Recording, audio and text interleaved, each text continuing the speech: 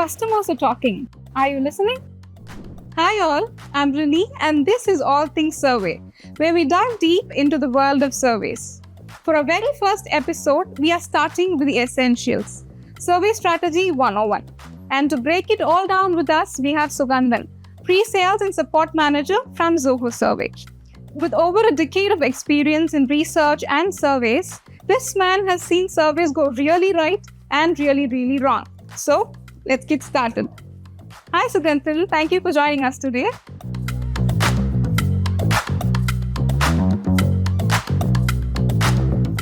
So before we get into all the serious stuff, let me ask you this. If you could ban one survey question forever, what would it be? Well, I would make what is a password as illegal. Okay.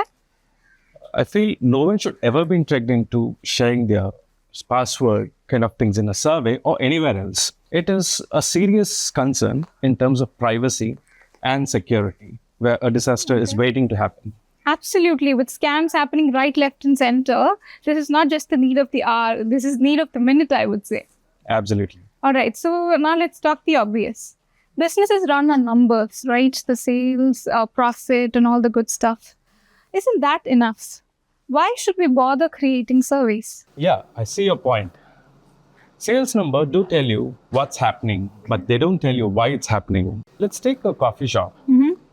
All of a sudden they see a dip in their business. Okay. So they could start guessing maybe the coffee is not doing well, or maybe the payment system is not up to the mark. So there could be a number of reasons. But instead of guessing what went wrong, you could actually ask your customers and get better insights out of it. So that they actually let you know what is the real concern and you can start fixing it. Surveys gives you direct insights. So instead of diving around and seeing like, oh, this could be the reason, just go for it and you get the right answer to it. Okay, I get it now. So instead of just seeing the numbers go up and down, I get to know why the numbers are going up and down. Absolutely. All right. But Suganthan, companies nowadays think that surveys are just for decoration. Do they actually provide us with any valuable inputs? This is where business gets it so wrong. Okay. Survey and its data are nice to have things is what most of the companies think. Yeah. But in real, surveys go beyond feedback. Okay. Let's take Netflix. With the help of surveys, they turned their show in a way like people started watching binge-worthy shows rather than having weekly episodes. So that is like these kind of small insights really turn the game for them, and it has increased millions of revenue by just switching from weekly episodes to binge-worthy shows. Yeah, that makes sense. Now I understand how they got me hooked to their shows. When companies actually create the products customers want, that's the real game changer. And they can do that only by listening to their customers, right? Very true, very true. Because business is not about what you deliver, it's about what the customer wants and how you deliver that or cater that. Absolutely. Say a business finally decides to use surveys. Now, what kind of insights can they actually expect? So, are we talking about big strategic decisions or small tweaks like my website color, font, etc.? So, it all boils down to the same thing. So, it's about how well you design the survey and what kind of insights you gain out of it effectively is what matters. A survey could help you in running your day-to-day shows, like small tweaks, or maybe your long-term strategic. Both it helps in solving. So, they just need to ask the right questions. Right. I think I'm getting the hang of surveys. But Suganthan, no one wakes up excited to answer surveys. So before we even think of making them engaging, how do we get people to open the survey, click the link? My answer may not satisfy every single survey, but in most cases, time your survey right. How about I send a survey in your busy schedule, maybe in the mid of the day? Will you be answering it? Not much, I don't want to be disturbed that way. Right.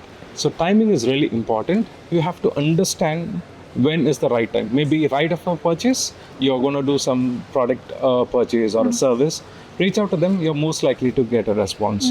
Or maybe you're going to reach out by email. Instead of having it as a link, maybe try embedding a survey question on the email itself. So you have a higher chance of getting more responses. At least they click on it to get into the survey.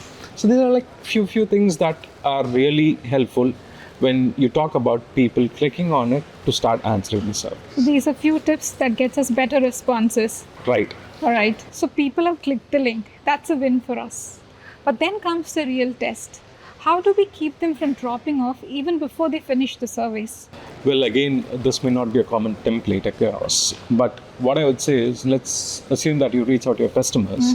Try to keep your surveys with less number of questions, maybe a 60-second survey. Mention that in the subject line. That helps in opening the survey, but in order to keep them answering the survey, have the limited number of questions. 2, have a page progress bar if you're going to have multiple pages, so that you let them know that these are the number of questions or the number of pages left. Finally, design it effectively so that it looks appealing to them to continue answering the survey. If this is all done, final conclusion that, hey, thanks for your feedback, because may not be the only time that you're going to reach and gauge the experience. Maybe you are looking to send out more surveys in future. So if you're going to appreciate them, you're more likely to get another response from the same customer in your future survey. True. That's it. So far, we've covered a lot of wins. Now we're going to flip the script. What is the biggest mistake a business does when it comes to surveys? Well, that's simple. They just don't act on the data. Okay. Let's take you reach out to your friend asking for advice and you do your own thing. So he's not being valued, right?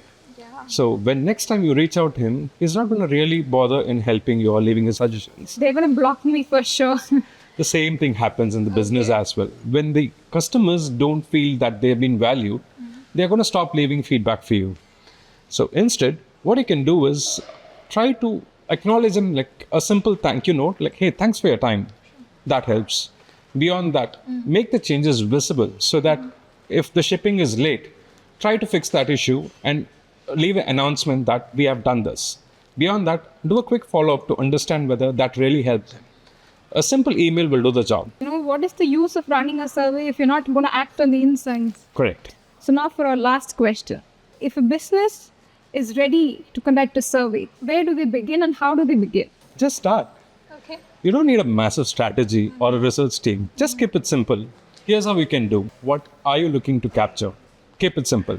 Then use a simple tool like Zoho Survey, which can help you in creating surveys in minutes, analyze the data, and take actions out of it. That's it. Don't overcomplicate. Start doing it and improve as you go. That's it. Just start. That's it. And there you have it. Surveys need not be complicated. Ask the right questions, take actions, and most importantly, just start. That was Suganthan with us today, breaking down Survey Strategy 101. Thank you so much for tuning in. If you found this episode useful, please share it with your friends who need better data. See you in the next one.